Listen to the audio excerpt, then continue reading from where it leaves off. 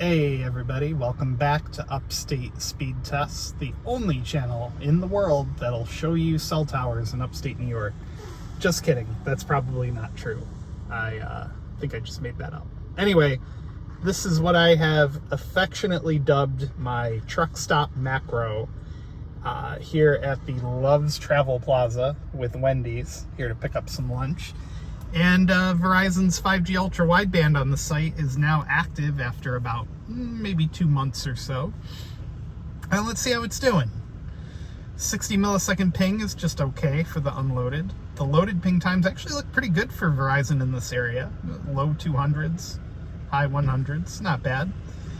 Jitter at 4 milliseconds. Download topping out at about 168, and that's pretty consistent with what I saw on the way in before I started making this video. And the upload is approaching 90, so it's pretty good. All in all, for this area, those speeds aren't bad. It's just unimpressive for mid-band. So clearly this site is waiting for stepped up backhaul, just like every other ultra wideband site in the area. So yeah, 168 down, 88.9 on the up. Let's do, you know what? Let's do Stenson Zap real quick and see if that makes a difference in terms of speed. Looks like it's going to default to the Washington, D.C. server. 55 millisecond ping over here. And the download speed is a little bit slower. Just a little lower at 158. And the upload is also going to be a little bit slower, it looks like. All in all, not too bad. Let me switch over to AT&T and we'll see how they're doing. AT&T on this site is top rack and no upgrades to speak of yet. So yeah, I'll be right back. Today's video is brought to you by CircledIn. CircledIn.com lets you split the cost of a wireless family plan from major providers like Verizon, AT&T, or T-Mobile, and even from prepaid providers like Cricket or Google Fi. And now they've even added the capability for you to split the cost of a streaming service from places like Netflix, HBO, Hulu.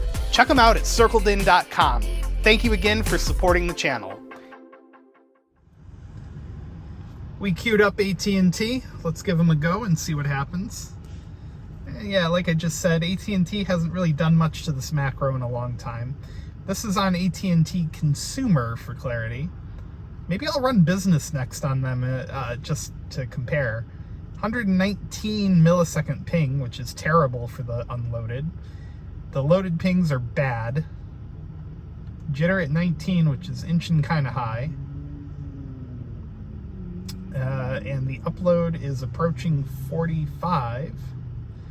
So all in all, actually getting faster, more bandwidth on AT&T for the download than Verizon's mid-band, which again just goes to show without that upgraded fiber, you're kind of just praying and hoping that you get better speeds over on Verizon. But anyway, every other metric is worse for AT&T Consumer.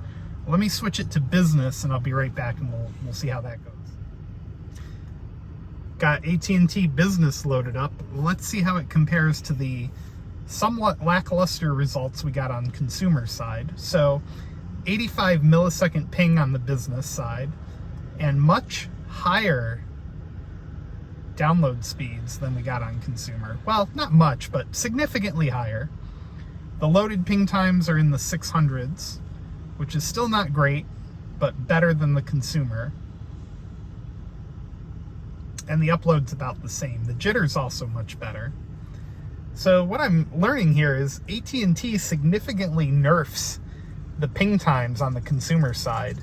And the bandwidth is marginally better. It's, you know, we had what, 270 something, 170 something, and now on the business side we're getting 211. So all in all, business is getting treated a lot better on AT&T's network. Well, I don't know about a lot. It's getting treated significantly better than the consumer side. Let me switch over to T-Mobile and we'll see how they're doing.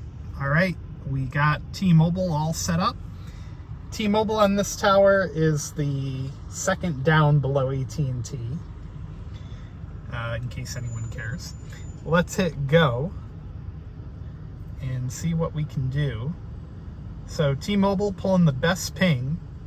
Now again, this site has 190 megahertz available, like the rest of Broome County after the auction. And I went over my priority data on this cheap T-Mobile line I run. There we go. So 140 or 740 on the down. Best of the three so far in terms of ping times. Those ping times are actually pretty incredible. Jitter 3, which is the best. And also the best upload at 93.8. Now that we've run out of priority data, let's run the test again and see if it makes any kind of a difference. In my general experience, it does not. In fact, we're getting, well, also because there's not a lot of load for T-Mobile around here. Historically, they don't have a large market share, but 39 millisecond ping, which is actually better. And looks like the download speed is about the same. Loaded ping times are about the same as well. And the upload appears to be slightly better. Just a hair.